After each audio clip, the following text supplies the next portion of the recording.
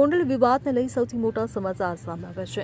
ગઈકાલે ગોંડલમાં high voltage drama જોવા મળ્યો હતો, જેમાં ગણેશ જાડેજાના પડકારને સ્વીકારીને અલ્પેશ કથિરિયા ગોંડલમાં ગયા હતા। ત્યારે ગણેશ જાડેજાના સમર્થકો દ્વારા તેમનો જોરદાર વિરોધ કરવામાં આવ્યો હતો। આ વિરોધ ક્યાંક કાળા વાવટા ફરકાવવામાં આવ્યા હતા, તો ક્યાંક હાય હાયના નારા લગાવવામાં આવ્યા હતા, તેમજ એકબીજા પર હુમલાની ઘટના પણ સામે આવી હતી। જ્યારે અલ્પેશ કથિરિયા ગોંડલમાં પહોંચ્યા ત્યારે ગણેશ ગોંડલના સમર્થકો દ્વારા તેમની ગાડીના કાચ તોડવામાં આવ્યા હતા। જ્યારે બીજી તરફ અલ્પેશ કથિરિયાના કાફલાની એક કારના ડ્રાઈવરે વિરોધ કરી રહેલા ગણેશ જાડેજાના સમર્થકો પર પોતાની ગાડી ચડાવી દેવાનો પ્રયાસ કર્યો હતો।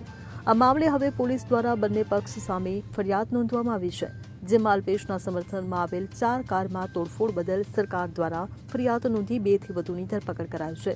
જ્યારે ગણેશના સમર્થક દ્વારા બ્રેઝા કારના ચાલક વિરુદ્ધ ટોળું ઊભું હોવા છતાં સ્પીડમાં કાર હંકારી હત્યાના પ્રયાસની ફરિયાદ નોંધાવાઈ છે। Bureau report CN24 news. હવે જુઓ દેશ દુનિયાની તમામ ખબરો તમારી આંગળીના ટેરવે।